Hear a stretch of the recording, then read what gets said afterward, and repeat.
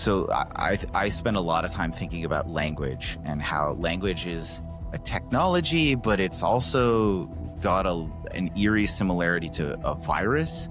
And we're wholly dependent on it. There are a few instances where a human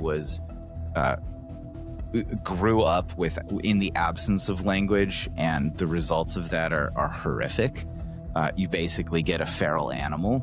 So our humanity really is embedded within our capacity, not just our capacity for language, but the necessity to have language as part of our upbringing.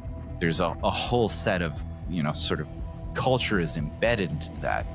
And, it replicates, it moves from mind to mind. The mind is dependent on it. It is dependent on us. It can lay dormant, like in a book, and then suddenly, someone opens it and it comes to life. Language can evolve, right? Yeah, it also evolves in ways that you can't control. Correct. Like you can't make up a word and have everyone adopt it. It just doesn't work. And yet new words come about all the time, and it happens in this very sort of organic, unpredictable fashion. And so to bring this back to a larger conversation about technology, and it's like, oh, well, do I actually get to choose my next set of words? I mean, sort of.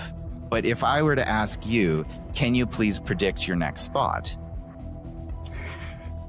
It's not possible to do, because to predict that next thought is to actually have that thought. Correct. So there is some steering, but it's more like you're dancing. There is some agency and control, but you're also beholden to a beat, a rhythm that is not something that you're necessarily in control of. Like you can't suddenly switch to a language that you don't know in order to describe a concept that doesn't exist in a language that you do have. So, then we can bridge into like the Sepper-Whorf hypothesis. Yeah. And whatnot.